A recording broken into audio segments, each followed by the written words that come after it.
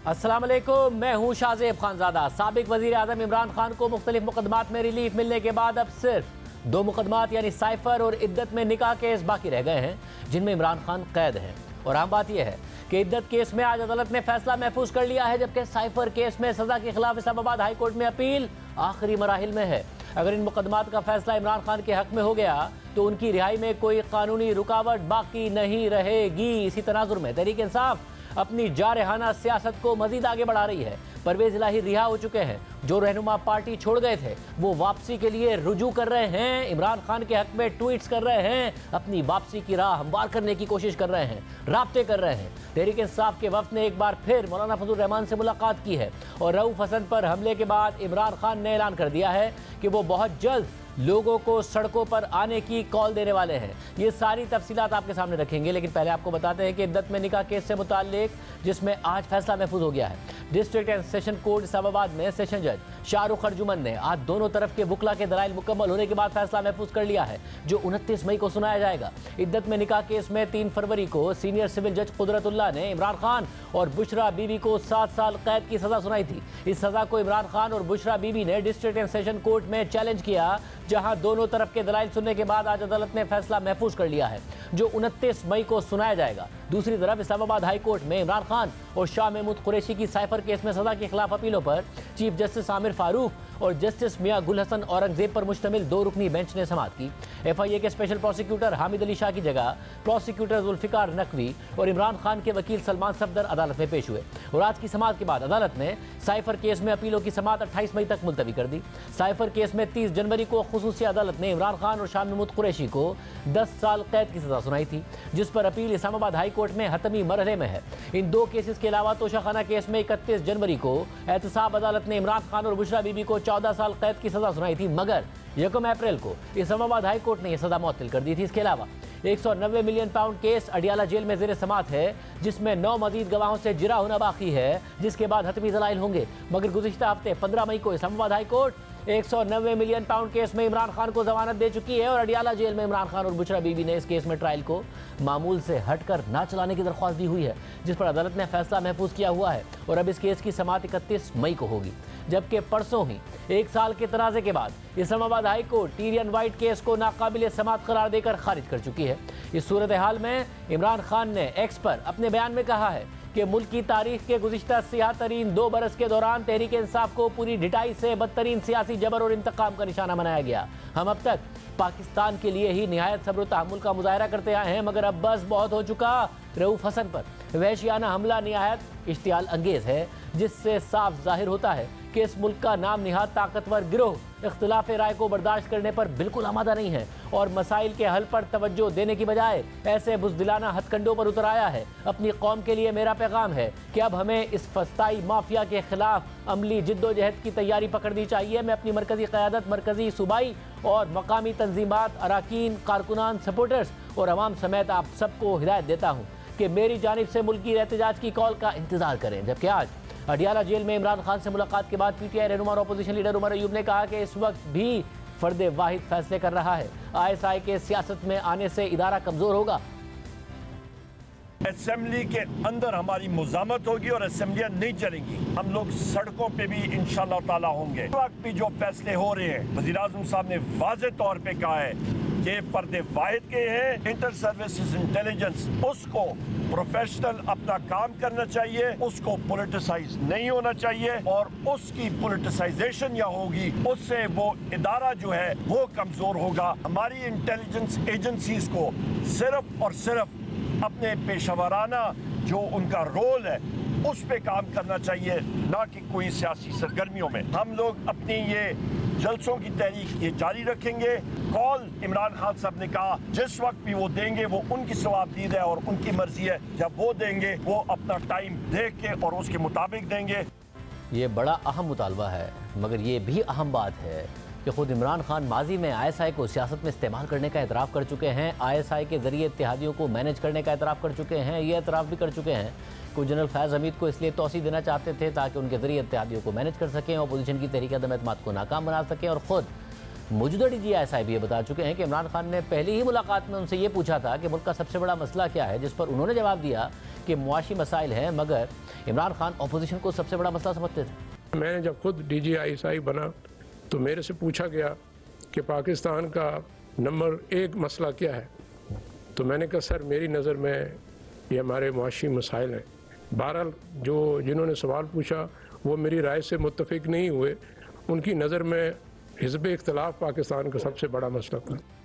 जबकि chairman PTI barrister Gohar Khan ने यह कहा है कि क्लैश ऑफ टाइटेंस ख़त्म होना चाहिए, मुल्क की खातिर सीज़ फायर करें, हमारी तरफ से आम मुआफ़ी है, हम किसी से इंतकाम नहीं लेना चाहते। हम कहते हैं कि ये मजाक शजाक खत्म होना चाहिए, ये जो क्लैश ऑफ टाइटन है इसको खत्म करें, ये सीज फायर करें इस मुल्क के कौम के लिए। देखो मैं कह रहा हूँ ज्यादती तो हमारे साथ हो रही है। बतौर PTI चेयरमैन कोई मैसेज आज कुछ क्लियर सा मैसेज देना चाहेंगे? अगर मैंने ये क्लैश खत्म हो तो जिन्होंने करना है उनके लिए मैसेज क्या है आपका? देखो हमारे लिए मैसेज ये, हम तो सबको कहते हैं आम माफी हमारे तरफ से, हम ये नहीं कहते हम किसी से इंतकाम नहीं लेना चाहते। खान साहब ने कहा मैं बात भी करना चाहता हूँ, तो मुल्क की खातिर, कानून की खातिर, इस मुल्क की इकानमी की खातिर, इस मुल्क की आईन की बालादस्ती लाने की खातिर हम कर रहे हैं।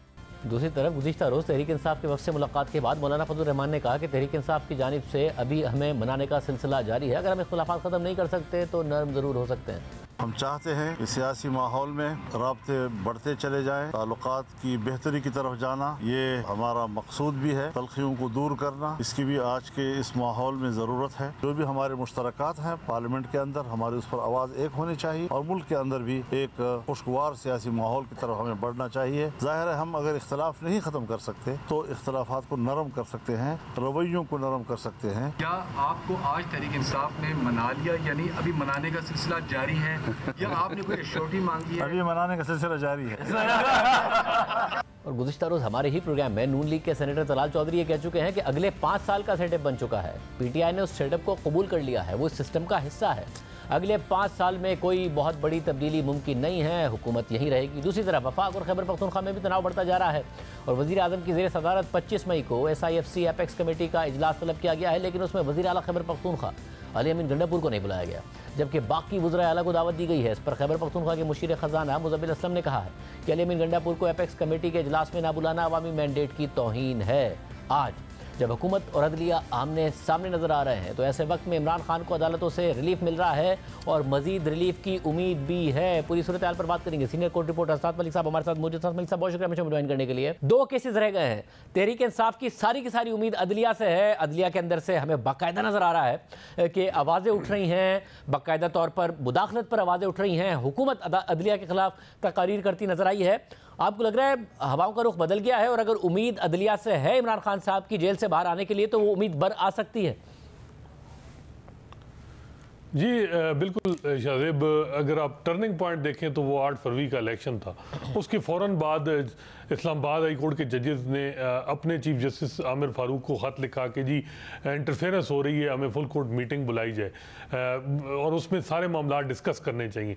वो मीटिंग नहीं बुलाई गई। उसके बाद उन्होंने जो है वो सुप्रीम जुडिशल काउंसिल को ख़त लिखा और उसके बाद ये सो मोटो सुप्रीम कोर्ट में जिस तरह चल रहा है 6 जजेस के ख़त पे, उसके बाद हम देख रहे हैं कि इस्लामाबाद हाई कोर्ट में तो बड़ी वाज़ेह जो है वो चेंज आया है। Even chief justice Aamir Farooq का जो रवैया है उसमें भी बड़ा चेंज आया है। जिस तरह केसेस की फिक्सेशन वो कर रहे हैं और भी मामला, अब इलेक्शन ट्रिब्यूनल जो इस्लामाबाद के तीनों केसेस, तीनों कॉन्स्टिट्यूंसीज के जो PTI के कैंडिडेट उन्होंने चैलेंज किया हुआ है, वहाँ भी मुश्किलात हैं हुकूमत को। जिस तरीके से जो election tribunal justice Tariq Jahangiri जो है वो इस मामले को चला रहे हैं। इसी तरह साइफर में हम देख रहे हैं कि साइफर का केस जो है वो जिस तरीके से ट्रायल को गलत उसमें ड्यू प्रोसेस फॉलो नहीं किया गया और जो सज़ा बनती थी, हालांकि सुप्रीम कोर्ट ने जब बेल दी थी इमरान खान और शाह महमूद को तो उसमें भी कहा था कि जो मटीरियल है उसके मुताबिक इमरान खान को 2 साल सज़ा जो एक ऑफेंस है उसके तहत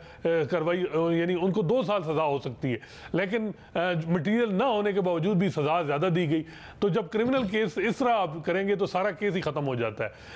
इसी तरह आप देखें लाहौर हाई कोर्ट में बड़ी सख्त रेजिस्टेंस है, वहाँ एंटी टेररिज्म कोर्ट के जजेस की अपॉइंटमेंट अब बताया जा रहा है कि पंजाब हुकूमत ने हथियार फेंक दिए हैं और नोटिफिकेशन कर रहे हैं, ताहम वो जो आर्डर है जुडिशल वो सुप्रीम कोर्ट में चैलेंज करेंगे। इसके अलावा हम देखते हैं चीफ जस्टिस काजी फाइसा ने कन्वे कर दिया है कि मैंने जो है वो एक्सटेंशन नहीं लेनी, मैं जो है वो 25 अक्टूबर को रिटायर हो जाऊंगा। तो ये भी एक बड़ा प्रेशर है कि एक जो मौजूदा चीफ जस्टिस काजी फाइसा हैं उनकी सोच और मौजूदा एग्जीक्यूटिव की सोच, चाहे वो 9 मई चाहे सोशल मीडिया, वो एक ही आ रही थी। तो काजी साहब जो हैं वो जब रिटायर हो रहे हैं और जिस तरह उन्होंने फैसल वाडा को कंटेम्प्ट नोटिस जारी कर दिया है, तो बज़ाहिर ये लग रहा है कि वहाँ भी कोई तब्दीली जो है वो देखी जा रही है। गो के जजेस में बड़ा मिसट्रस्ट है। जस्टिस काजी फाइसा और सारे जो सुपीरियर कोर्ट के जजेस हैं उनमें एक मिसट्रस्ट अभी भी मौजूद है।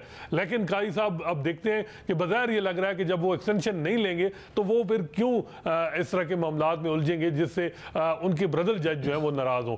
तो मेरा ख्याल है कि इस्लामाबाद हाई कोर्ट में वाज़ेह तब्दीली आई है। लाहौर हाई कोर्ट में भी हमने देखा, सुप्रीम कोर्ट में अभी फौजी अदालतों में सिविलियन ट्रायल का मैटर पेंडिंग है, वहाँ केस लग नहीं रहा। बज़ाहिर ये लग रहा है कि इन हालात में अगर केस वो फिक्स हुआ तो वहाँ भी जो पहले आर्डर हो चुका है उसी को अपहेल्ड किया जाएगा। इसके अलावा भी जो रिजर्व सीट का मामला है वो 3 जून को केस फिक्स होना है। इमरान खान पेश होंगे 30 मई को नैब लॉ अमेंडमेंट केस में। बज़ाहिर ये लग रहा है कि वो केस इमरान खान हार जाएंगे। ये जजेस हैं, चाहे जस्टिस अतर मिनल्ला हैं, जस्टिस काजी फैज़ हैं, वो इस एक ही पेज पे हैं कि जो नैब है ये पोलिटिकल इंजीनियरिंग के लिए इस्तेमाल होता रहा। और वो केस बज़ाहिर ये लग रहा है कि इमरान खान साहब से भी ये पूछा भी जाएगा कि क्या आप वो नैब का जो है वो सिस्टम चाह रहे हैं जिस तरह जवेद इकबाल साहब ने अपने दौर में चलाया, और जिस तरह उस वक्त के कुछ लोगों को की कुछ प्रॉपर्टीज निकली और जो सहाफ़ी थे उनको हरासा किया गया।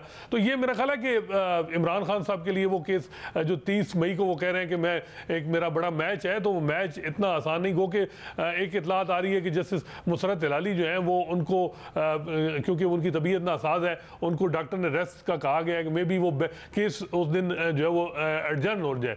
लेकिन जो है वो केस में इमरान खान को कोई नहीं है। लेकिन बज़ाहिर ये भी लग रहा है कि अगर नैब लॉ में जो अमेंडमेंट हुई है वो अपहेल्ड होती हैं तो उसका इमरान खान को भी फायदा होगा और पीटीआई को भी फायदा होगा। वैसे मगर तो ये जो हुकूमत अदलिया के खिलाफ तकारीर कर रही है, चाहे वो आज़ाद सेनेटर्स हों या हुकूमती सेनेटर्स हों या फिर बाकायदा हुकूमत के वुज़रा हो जो प्रेस कॉन्फ्रेंस कर रहे हों, आपको लगता है कोई बैकफुट पर जा रही है अदलिया या बाकायदा तौर पर मजबूत ही हो रही है और हुकूमत को बैकफायर कर रही है स्ट्रैटेजी?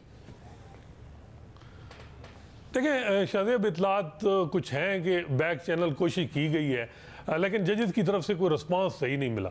तो फिर एफर्ट अब हुकूमत की तरफ से ये है कि प्रेशर, ये कंपेन चलाई जाए और इतनी कंपेन हालात इस तरह के बना दिए जाएं कि जजेस पे प्रेशर आए और वो फिर बात करें। अब जो एक सोच जजेस में है कि हम क्या बात करें, क्या हम इंटरफेरेंस को जो है वो मान लें, तो जजेस भी अब इस वक्त उनको भी बड़ा वाज़ेह है कि जी पीटीआई की जो इस वक्त पब्लिक में सपोर्ट है वो जजेस के साथ है। इस तरह और भी मुख्तलिफ सेगमेंट ऑफ सोसाइटी में जजेस की सपोर्ट, जजेस को सपोर्ट है। और ये वो जजेस नहीं हैं जो माजी में अगर हम कहें कि ये बंदियाल कैंप में थे या प्रो पीटीआई जजेस थे, ये वो जजेस हैं जो खुद पीटीआई के विक्टिम रहे हैं।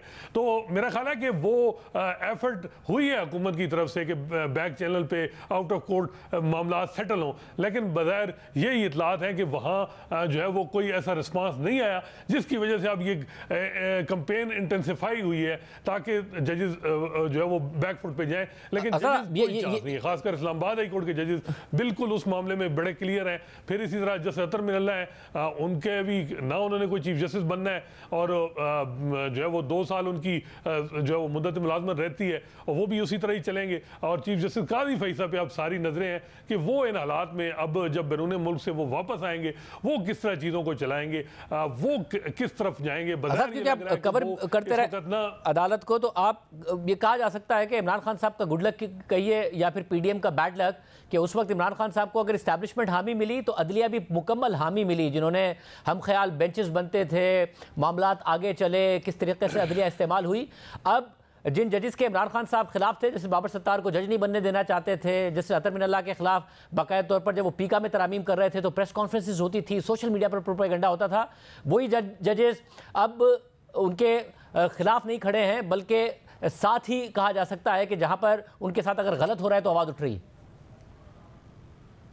जी बिल्कुल, इसमें कोई शक नहीं है। और इंडिपेंडेंट जजेस अगर हम देखें तो एवन फील्ड पीटीआई की हुकूमत आई थी, उसमें ज़मानत दी थी जस्टिस अतर मिल्ला और जस्टिस मियां गुल हसन ने, और उस पर पीटीआई ने बहुत ज़्यादा कंपेन इन जजेस के खिलाफ की थी। हुदैबिया का फैसला देखें, नून लीग को उस वक्त पीक थी, इस्टेब्लिशमेंट और अदलिया एक पेज पे थी, और जस्टिस काजी फैसल ने हुदैबिया में फैसला जो है वो शरीफ फैमिली के हक में किया था।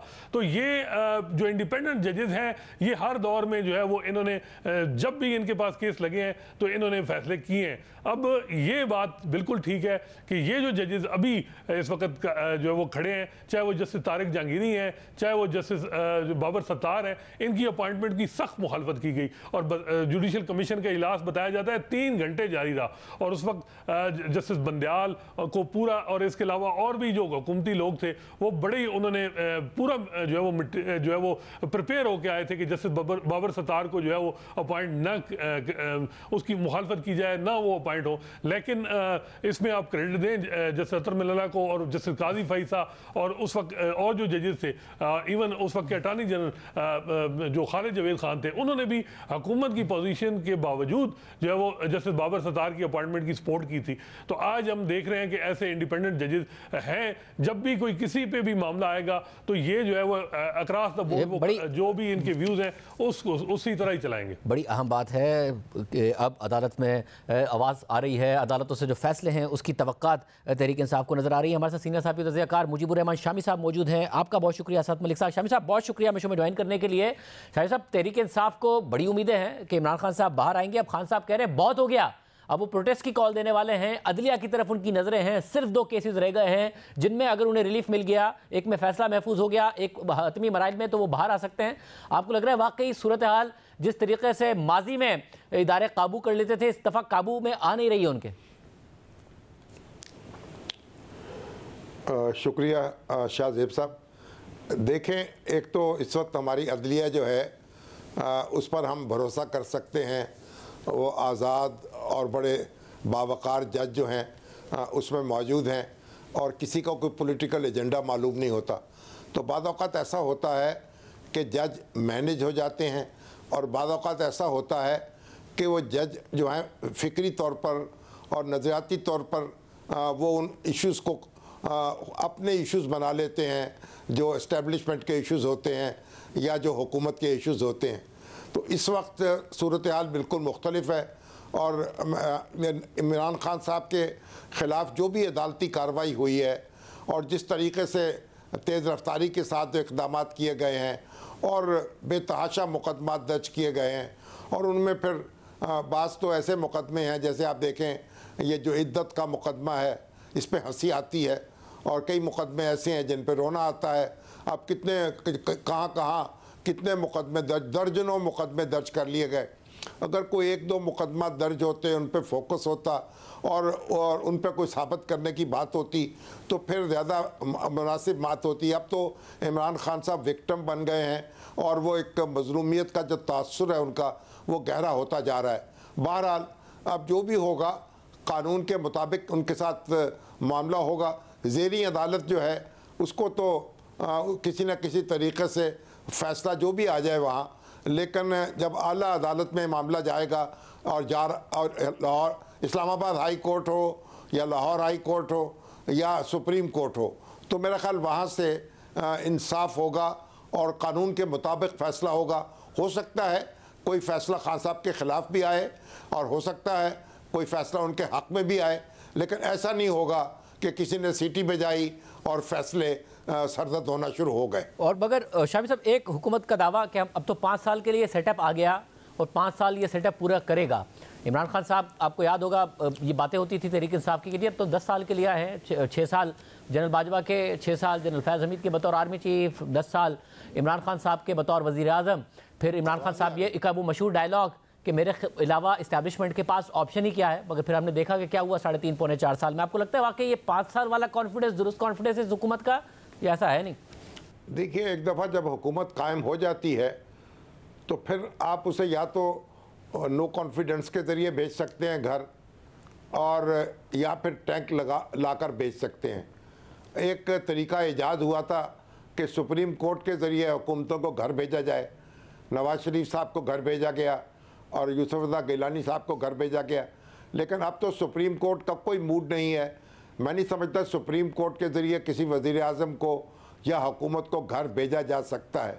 तो सुप्रीम कोर्ट का कंधा तो मौजूद नहीं है, और जितनी भी एजिटेशन आप कर लें, हुकूमत को घुटने टेकने पर मजबूर नहीं कर सकते। हुकूमत तो उसी वक्त गिरेगी अगर आप टैंक लेकर आ जाएं और उसको गिरा दें। तो इसलिए हुकूमत कमज़ोर हो और कमज़ोरी से चल रही हो, वो चलती रहेगी, और जितना भी अपोजिशन हंगामा करेगी, मेरा नहीं ख्याल है कि हुकूमत को धक्का देने में कामयाब होगी, जब तक के एस्टेब्लिशमेंट ना चाहे। तो मेरा ख्याल है वैसे फिर बात यह है, तारीख में तो मौलाना फजलुर रहमान मगर शामिल साहब तारीख में तो जो टैंक हैं वो ज़ाहिर हुकूमतों के खिलाफ आए हैं, तो फिर इसके लिए बड़ा लाजमी है कि एस्टैब्लिशमेंट की या तो हुकूमत से इख्तिलाफ हो या इमरान खान साहब की दोस्ती हो, और उसका क्या आपको इम्कान नहीं नज़र आ रहा? देखिए, जब तक शहबाज शरीफ साहब वज़ीर आज़म हैं, मेरा ख्याल उस वक्त तक तो लड़ाई होती नहीं है। तो उनका भी तो अपना एक रिकॉर्ड है ना, वो लड़ाई करने वाले आदमी नहीं हैं और इस्टेब्लिशमेंट से बिल्कुल लड़ाई नहीं करेंगे। तो मेरा ख्याल है कि ये जो इस वक्त आसिम मुनीर साहब हैं और शहबाज शरीफ साहब हैं, इनके दरमियान कोई तफरका पैदा करना बहुत मुश्किल होगा। मगर एक बुनियादी बात तो ये है ना कि जो सियासी जमातें हैं जो इकट्ठी हो रही हैं, और इमरान खान साहब के और मौलाना फजलुर रहमान के दरमियान भी मुफाहमत हो रही है और एक दूसरे की तरफ मुस्करा कर देखा जा रहा है, तो इसको ज़रा वसीतर बनाना चाहिए। मौलाना फजलुर रहमान को और महमूद खान अचकज़ई को चाहिए कि वो ज़रा वसीतर इत्तेहाद बनाएं, वसीतर मुफाहमत पैदा करें, और नवाज़ शरीफ साहब और जरदारी साहब को भी अपनी लपेट में ले लें, और ये कुछ तय कर लें कि बात चीज़ें जो तय करने की हैं, इंतखाबात कैसे होंगे, किस तरीक़े से होंगे, और जो भी जीतेगा उसको तस्लीम किया जाएगा, और जो हारेगा उस पर ज़मीन तंग नहीं की जाएगी। तो अगर ये बात कर ली जाए तो मेरा ख्याल एस्टेब्लिशमेंट भी खुश हो जाएगी और वो भी अपना काम करने लग पड़ेगी, और सियासतदान जो हैं वो भी आगे बढ़ सकेंगे। अगर दमा चौकड़ी मचाई जाएगी, हंगामा उठाया जाएगा और ज़ेर ज़बर करने की बात की जाएगी, तो फिर तो पता नहीं किस किस के हाथ जल जाएंगे और किस किस का क्या कुछ जल जाएगा उसमें। बहुत शुक्रिया। प्रोग्राम ब्रेक शामिल करेंगे, उसके बाद जिक्र होगा। खबरें आ रही हैं कि मुत्तहिदा अरब अमारात ने पाकिस्तान से 10 अरब डॉलर्स की सरमायाकारी की कमिटमेंट की है। क्या तफसीलात है आपके सामने रखेंगे ब्रेक के बाद। IMF का वफ्द पाकिस्तान के साथ तवील मुज़ाकरात के बाद कल तक रवाना हो जाएगा, और नए IMF प्रोग्राम में जाने के लिए पाकिस्तान का असल इम्तिहान अब शुरू होगा, क्योंकि IMF का हालिया दौरा 24वें प्रोग्राम की मंजूरी से पहले पाकिस्तान की मुआशी कमिटमेंट का जायजा लेने के लिए था। इस बार पाकिस्तान को IMF प्रोग्राम में जाने से पहले ही IMF की तमाम शर्तें अगले बजट की सूरत में पूरी करना होंगी, जिसके बाद पाकिस्तानी हुक्काम उम्मीद कर रहे हैं कि नए प्रोग्राम में जाना आसान होगा। साथ ही मुत्तहिदा अरब अमारात से खबर सामने आई है कि मुत्तहिदा अरब अमारात ने पाकिस्तान में 10 अरब डॉलर्स की सरमायाकारी का वादा कर लिया है। वज़ीर आज़म हाउस के एलामिये के मुताबिक मुत्तहिदा अरब अमारात के सदर ने पाकिस्तान में 10 अरब डॉलर्स की सरमायाकारी की यकीन दहानी कराई है। वज़ीर आज़म शहबाज शरीफ की शेख मोहम्मद बिन जाहिद अल नहयान से मुलाकात में सियासी, इक़्तिसादी, दिफाई शोबों में ताउन पर गुफ्तगू हुई। वज़ीर आज़म ने मुत्तहिदा अरब अमारात के साथ IT और काबिल तजदीद तवानाई के शोबे में ताउन बढ़ाने के अज़म का इयादा किया है। इसके अलावा सयाहत के शोबे में भी ताउन बढ़ाने के अज़म का इयादा किया गया है। इसके अलावा मुत्तहिदा अरब अमारात की सरकारी खबर रसा एजेंसी ने रिपोर्ट किया है कि मुत्तहिदा अरब अमारात ने पाकिस्तान में सरमायाकारी के लिए 10 अरब डॉलर्स मुख्तस कर दिए हैं। दूसरी जानिब नुमाइंदा जियो न्यूज़ अशरफ मलखम की खबर के मुताबिक ज़राए का कहना है कि IMF का वफ्द बगैर किसी ऐलान के रवाना हो जाएगा। IMF ने पाकिस्तान से मईशत के बारे में डेटा हासिल कर लिया है, और IMF ने यह डेटा हासिल करने के बाद मईशत का जायजा लेकर बजट के खदोखाल पाकिस्तानी हुक्काम को बता दिए हैं। निजकारी, तवानाई, FBR और टैक्स वसूलियों में इस्लाहात के हवाले से पाकिस्तानी हुक्काम को आगाह कर दिया गया है। IMF ने बजट के खदोखाल और दूसरे अहदाफ से भी पाकिस्तान को आगाह कर दिया है। इन अहदाफ और खदोखाल की पार्लियामेंट से मंजूरी के बाद ही IMF से 24वें प्रोग्राम के लिए बाज़ाब्ता मुज़ाकरात जून के आखिर में शुरू होंगे। IMF और पाकिस्तान कोशिश कर रहे हैं कि 1 जुलाई से पहले मुआहदा हो जाए, जबकि इस हवाले से नुमाइंदा जंग और द न्यूज़ में मेहताब हैदर की खबर के मुताबिक IMF हुक्काम ने पाकिस्तान को बताया कि अगला बेल आउट पैकेज उसी सूरत में मंजूर होगा जब पाकिस्तान IMF के अहदाफ के तहत अगला बजट पार्लियामेंट से मंजूर करवाएगा, और अगर पाकिस्तान ऐसा करने में कामयाब होता है तो ये 6 से 8 अरब डॉलर्स के अगले प्रोग्राम के उसूल के लिए अहम होगा। आला सरकारी ज़राए के मुताबिक आने वाले बजट में हुकूमत को अपना FBR रेवेन्यू बढ़ाने की सलाहियत, अखराजात में कमी और सरकारी मिल्कियती इदारों में रिफॉर्म्स करके प्राइमरी सरप्लस हासिल करके दिखाना होगा। हुकूमत को IMF के साथ नई डील से पहले जुलाई और अगस्त में बिजली और गैस के टैरिफ भी बढ़ाने होंगे। खबर के मुताबिक IMF का पाकिस्तान से वाज़ेह मुतालबा है कि वो टैक्स टैक्स टू जीडीपी बढ़ाए जो रवा माली साल 9% से भी कम हो सकता है। दूसरी जानिब एफबीआर ने 30 अप्रैल को 5 लाख से ज्यादा नॉन फाइलर्स की मोबाइल फोन सिम्स ब्लॉक करने का इनकम टैक्स ऑर्डर जारी किया था। इस हवाले से एफबीआर ने टेलीकॉम कंपनीज को 15 मई तक अपनी रिपोर्ट जमा कराने का कहा था। पीटीए और टेलीकॉम कंपनीज दोनों की जानिब से मज़ाहमत के बाद अब टेलीकॉम कंपनीज ने किस्तों में नॉन फाइलर्स की सिम्स ब्लॉक करना शुरू कर दी हैं। एफबीआर के तर्जुमान बख्तियार मोहम्मद के मुताबिक 22 मई तक 11,252 मोबाइल सिम्स ब्लॉक की जा चुकी हैं। एफबीआर टैक्स कंप्लायंस और टैक्स कल्चर के फरोग के लिए पुरअज़म है। IMF के वफ्द के जाने के बाद अब हुकूमत का फोकस अगले आने वाले बजट पर है, जिसके लिए मुतल्लिका वजारतों ने काम भी तेज कर दिया है।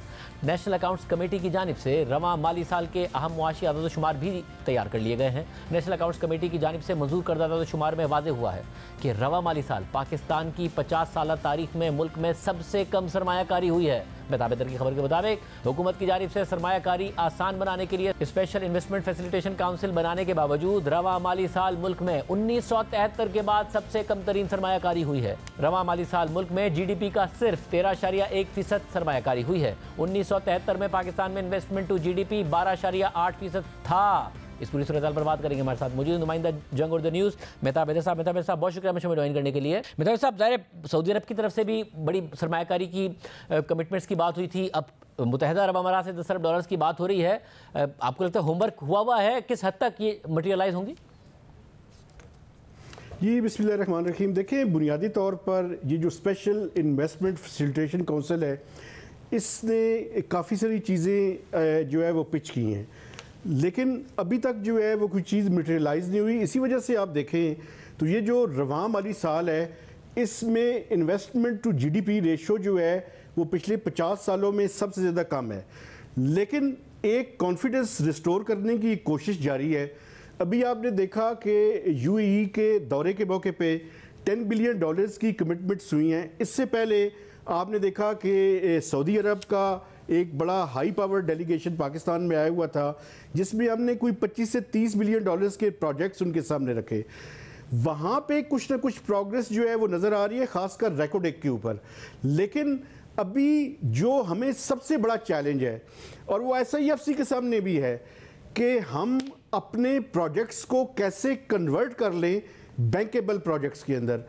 मैं समझता हूँ कि ये एक मेजर चैलेंज है, और ये चैलेंज जब हम काबू पा लेंगे तो ये जो गल्फ कंट्रीज़ की तरफ से इंटरेस्ट शो किया जा रहा है, फिर ये कन्वर्ट होगा बैंकेबल प्रोजेक्ट्स के अंदर, और उसी के नतीजे में सरमायाकारी आएगी। अच्छा, और IMF के हवाले से आपकी भी रिपोर्ट है, क्या कहा जा सकता है कि अच्छे माहौल में हो गए हैं और पाकिस्तानी हुकूमत जो बजट लाएगी वो IMF के मुताबिक लाएगी और उसके बाद मुआहदा हो जाएगा, या फिर बहुत सारे मामलात हैं जो हल तलब हैं, बहुत सारे मुश्किल मामलात और मुश्किल फैसले जो हुकूमत को करने हैं, वरना नहीं हो पाएगा प्रोग्राम? देखें, इस टाइम एक चीज़ जो है ना, वो फाइनेंस मिनिस्टर बड़ी ओपनली ये बात कर रहे हैं, और वो ये कह रहे हैं कि पाकिस्तान के पास इसके अलावा कोई ऑप्शन नहीं है कि हम IMF के प्रोग्राम में ना जाएं। हमने IMF के प्रोग्राम में तो जाना है। असल जो सवाल है वो ये है कि क्या ministry of finance, FBR, state bank of Pakistan IMF को ये कन्विंस करने में कामयाब होता है कि हम इस प्रोग्राम को जो 3 से 4 साल के अरसे का होगा उसको स्टैगर करके करने की कोशिश करें। लेकिन IMF दूसरी तरफ क्या कह रहा है, वो कह रहा है कि आप पार्लियामेंट के अंदर ये प्रोग्राम की मेजर कंटूर्स और कंडीशनलिटीज सामने रखें, और ख़ासकर जो अगले माली साल का बजट है जिसमें FBR का रेवेन्यू बढ़ाना पड़ेगा, एक्सपेंडिचर्स के अंदर खासकर पेंशन, सब्सिडीज़ और SOEs की रिफॉर्म्स करनी पड़ेंगी ताकि जो एक्सपेंडिचर्स हैं उनको कम किया जा सके। नॉन टैक्स रेवेन्यू के अंदर मेजर किस्म के कुछ जो इकदाम जो हैं वो करने पड़ेंगे। कार्बन लेवी या GST जो है वो POL प्रोडक्ट्स के ऊपर ये अंडर कंसिडरेशन है।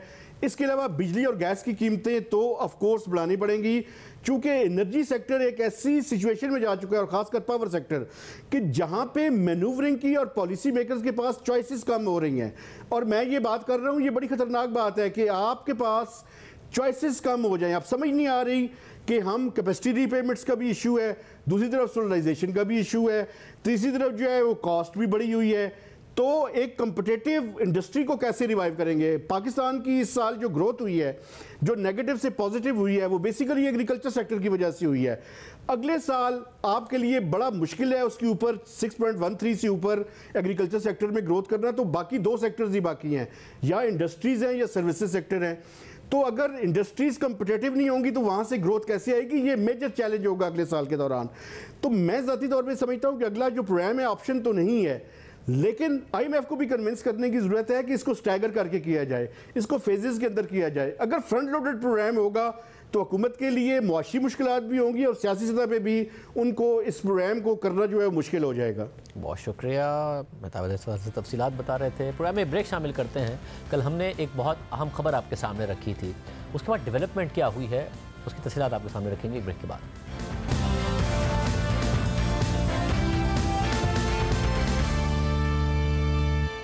गुज़िश्ता रोज़ हमने अपने प्रोग्राम में तफसील से PIA की परवाज़ PK 8303 को 4 साल पहले पेश आने वाले हादसे की रिपोर्ट आवाम के सामने रखी थी, जिस पर आवाम गुस्से का इजहार करने के साथ साथ सवालात भी उठा रहे हैं कि रेगुलेटर क्रैश से पहले बार बार पायलट के खिलाफ कार्रवाई कर सकता था, क्योंकि पायलट का लापरवाही से फ्लाइंग करने का ट्रैक रिकॉर्ड मौजूद था, मगर कुछ नहीं किया गया।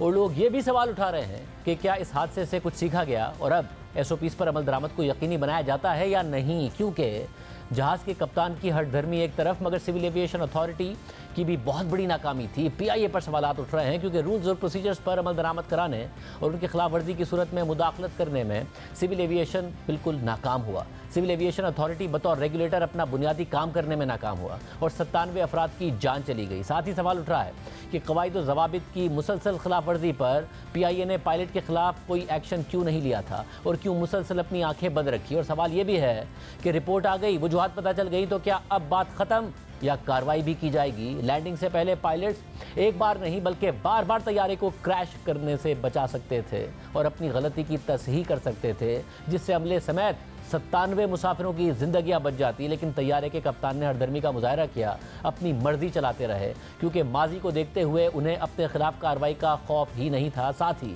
दोनों पायलट्स के दरमियान कोऑर्डिनेशन भी नहीं थी। लैंडिंग से पहले पायलट से कराची एयर कंट्रोल ने मुतादिद बार राब्ता किया, जिसमें कंट्रोलर्स पायलट्स को बावर कराने की कोशिश करते रहे कि तैयारा मतलूबा बुलंदी से बहुत ऊपर है, आसानी से नीचे नहीं उतर सकता, उसकी स्पीड तेज़ है, इसलिए एक और चक्कर लगाकर स्पीड और हाइट कंट्रोल करें, मगर तैयारे के कप्तान ने बात नहीं मानी।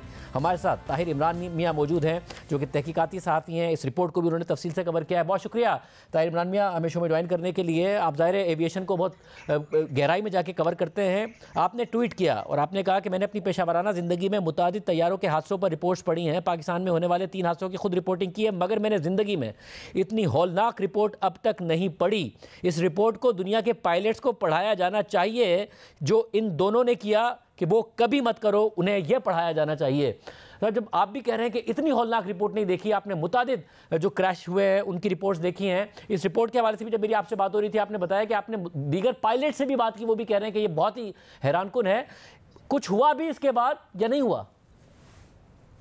देखिए शाह साहब, ये जो एक्सीडेंट हुआ है, इस एक्सीडेंट के अंदर बहुत सारे ऐसे ब्रेकडाउन्स हैं, क्योंकि एविएशन इंटर रिलायंट है मुख्तलिफ एलिमेंट्स के ऊपर। यानी कि जैसे पायलट है, उसके साथ फर्स्ट ऑफिसर होता है जो कि उसको सेकंड गेस करता है, उसको ओपिनियन देता है, और उसके साथ एक दूसरा ब्रेन होता है। इसी तरह एयर ट्रैफिक कंट्रोल है। तो ये सारा निज़ाम जो है, इस रिपोर्ट से हमें पता चलता है कि वो कोलैप्स कर चुका था और उसके अंदर जो है वो बहुत बड़े बड़े फ्लॉज हैं। हमारे लिए सिल्वर लाइनिंग इस हादसे के बाद ये हुई कि याजा ने पाकिस्तान का थर्ड कंट्री जो ऑथराइजेशन है वो बैन कर दिया, वो खत्म कर दिया, जिसके नतीजे में सिविल एविएशन और पाकिस्तान इंटरनेशनल एयरलाइंस के ऊपर शदीद प्रेशर आ गया। और उस प्रेशर से ये बेसिकली सिचुएशन क्रिएट हुई कि उनको कंप्लाई करने के लिए बहुत सारे सिस्टम्स करने पड़े। आपको याद है कि आप ही के शो पे मैंने बहुत दफा बैठ के बात की है कि SMS जो सेफ्टी मैनेजमेंट सिस्टम है पाकिस्तान इंटरनेशनल एयरलाइंस का, वो एक बहुत सेकेंडरी मैटर था इन सारी याजा की ऑडिट के नतीजे में, सूत्रों के नतीजे में। लेकिन याजा की बैन के बाद अब वो टॉप प्रायोरिटी बन गया। और सेफ्टी मैनेजमेंट सिस्टम बुनियादी तौर पे यही चीज है कि अगर सज्जाद गुल कंटिन्यूअसली 1 साल तक हॉट एंड हाई अप्रोचेस बना रहा है एयरपोर्ट्स के ऊपर, और उसके सीरियस इश्यूज हैं मैनेजमेंट के, उसके एटीट्यूड के इश्यूज हैं, जो कि बुनियादी तौर पर एक बहुत बड़ा मसला है, तो उसके ऊपर कार्रवाई क्या की गई। अब उन्होंने याजा ने क्या किया है उसके बाद से कि उन्होंने PIA को और बाकी तमाम एयरलाइंस को ये सिस्टम दिया है, और उस सिस्टम की जो कनेक्टिविटी है वो सिविल एविएशन के साथ और दूसरे मैटर्स के साथ की है। तो अब ये नहीं हो सकता कि अगर सज्जाद गुल जैसा कल को आकर इस तरह की हरकतें करता रहे और वो करके उसकी फाइल जो है वो फ्लाइट ऑपरेशन का डिपार्टमेंट हटा दे या सिविल एविएशन में कोई सिफारिश करके हटा दे, वो मल्टीपल लेवल्स पे मौजूद होगी और उसको साफ करना मुश्किल होगा। अभी पिछले दिनों जो उनका ऑडिट हुआ है उसमें भी आके उन्होंने 4-5 ऐसे केसेस निकाल के उनकी थॉरो इन्वेस्टिगेशन की है कि ये क्या कर रहे हैं। तो इनको डंडे के जोर पर सिविल एविएशन को और पाकिस्तान इंटरनेशनल को करवाने की कोशिश कर रहे हैं वो, और उसमें किसी हद तक वो कामयाब ही हैं, दूसरी एयरलाइंस को भी। लेकिन बुनियादी जो प्रॉब्लम है जो इस हादसे की रिपोर्ट से वाजे होता है वो ये है कि वो जो एटीट्यूड है, वो जो इम्प्यूनिटी का एटीट्यूड है कि हम जो मर्जी कर लें हमें कोई नहीं पकड़ेगा, उसको जब तक पाकिस्तानी गवर्नमेंट नहीं टैकल करेगी, जब तक कोई क्रिमिनल प्रोसीडिंग्स नहीं जारी की जाएंगी इन पायलट्स के खिलाफ। शाहजेब, आपको याद रखना चाहिए कि सिवाय हवेलियां के हादसे के पाकिस्तान में होने वाले तमाम क्रैशेस में से मेजॉरिटी पायलट्स ह्यूमन एरर की वजह से हुए हैं। आप काठमांडू का क्रैश देख लें, आप मुल्तान का क्रैश देख लें, आप कराची का क्रैश देख लें, आप भोजा का क्रैश देख लें, आप एयर ब्लू का क्रैश देख लें, तमाम के तमाम पायलट्स की मिस्टेक की वजह से हुए हैं। अच्छा, और अहम बात यह है कि दुनिया भर में ज़ाहिर जो SOPs हैं उनकी अगर खिलाफ वर्जी पायलट करे तो सिर्फ ये काफ़ी नहीं है कि उसने सेफली लैंड कर लिया, वो देखा जाता है कि उसने तमाम SOPs को फॉलो भी किया या नहीं किया।